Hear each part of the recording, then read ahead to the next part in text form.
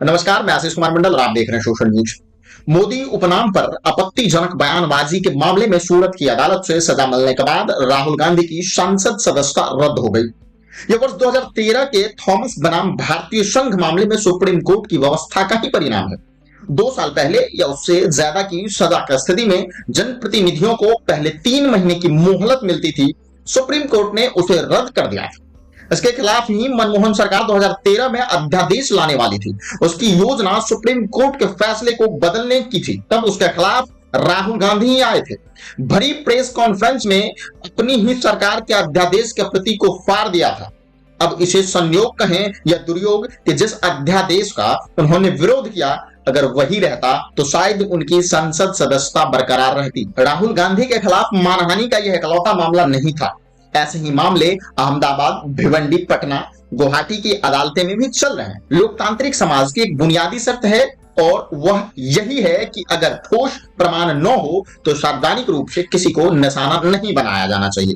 लेकिन देश के अघोषित प्रथम राजनीतिक परिवार के कर्णधार राहुल ने इसे कभी नहीं माना। 1977 के आम चुनाव में इंदिरा गांधी के खिलाफ जो अशोभनीय नारे लगे वे रिकॉर्ड पर नहीं थे। उन नारों को सम्मानित और पहली पंक्ति के नेता नहीं लगा रहे थे, लेकिन राहुल ने राष्ट्रीय स्वयंसेवक संघ और प्रधानमंत्री मोदी पर हर बार बिना किसी ठोस सबूत के न सिर्फ आरोप लगाया बल्कि अशोभनीय नारे भी लगाए।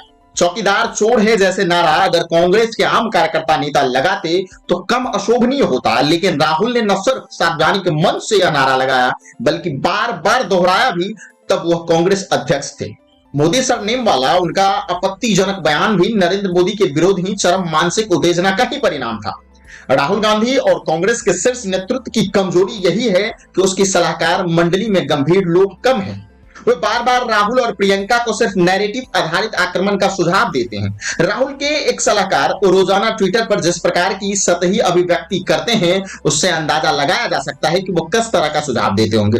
कांग्रेस आरोप लगाते हैं कि राहुल की छवि भाजपा ने जानबूझकर बिगाड़ी है। दरअसल राजनीतिक मैदान में छवि बनाने और बिगाड़ने पर ही जब लोकतांत्रिक नतीजे प्रभावित होते हो तो राजनीतिक दल ऐसा करेंगे ही। ऐसे में अपनी छवि को लेकर जवाबदेह और जिम्मेदार बनना आवश्यक है। राहुल बयान देते वक्त यही चूक जाते, उनकी यह चूक ही उनकी छवि को नुकसान पहुंचाती है। अब तो सूरत की अदालत के फैसले के बाद यह स्थापित ही हो जाएगा कि राहुल जुबानी गलतियां करते हैं, भले ही बाद में उन्हें ऊपरी अदालत से राहत मिल जाए।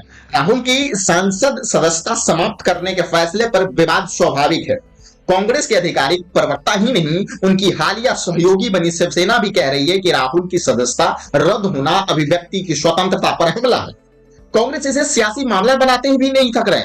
कांग्रेस कह रही है कि चूंकि सांसद और संसद से बाहर राहुल निडर होकर बोल रहे थे, इसलिए सरकार ने उनके खिलाफ कार्रवाई की और आनन फानन में उनकी सदस्यता खत्म कर दी गई। बहस में सुप्रीम कोर्ट का फैसला कहीं पीछे छूट गया है। राजनीति की जो रवायत है उसमें कांग्रेस सुप्रीम कोर्ट के फैसले की अनदेखी कर मामले को राजनीतिक रंग देने की कोशिश करेगी, वही भाजपा चाहेगी कि मामला राजनीतिक के बजाय अदालत और राहुल की बदजुबानी पर ही केंद्रित रहे। कुछ महीने बाद कर्नाटक, राजस्थान, मध्य प्रदेश और छत्तीसगढ़ में विधानसभा चुनाव होने हैं। छत्तीसगढ़ और राजस्थान में कांग्रेस की सरकार है। ऐसे में उसकी कोशिश होगी कि इस मामले में राहुल को राजनीतिक बलिदानी बताया जाए और मोदी सरकार के कदम को कटघरे में लाकर खड़ा कर दिया जाए, ताकि राजस्थान और छत्तीसगढ़ में सत्ता कायम रखने के साथ ही कर्नाटक और मध्य प्रदेश में भाजपा से सत्ता छीनी जा सके।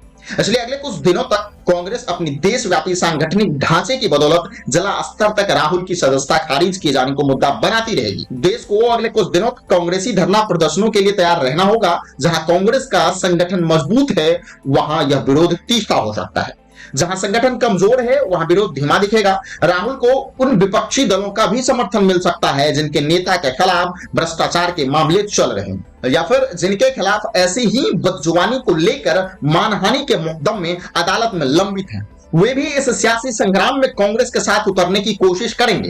हालांकि इस अभियान की एक सीमा है। अगर राहुल गांधी के मामले को तूल मिलता है तो इसकी परिणाम जन समर्थन में होती है, तो अगले चुनाव के बाद प्रधानमंत्री बनने की आस लगाए बैठे गैर कांग्रेसी विपक्षी नेताओं को निराशा हाथ लग सकती है।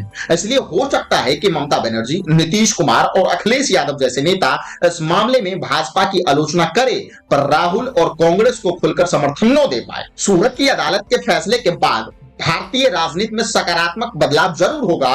अब नेता बदजुबानी करने और बिना ठोस सबूत के आरोप लगाने से बचेंगे। सूरत के फैसले के बाद अदालतों का मानस भी बदलेगा।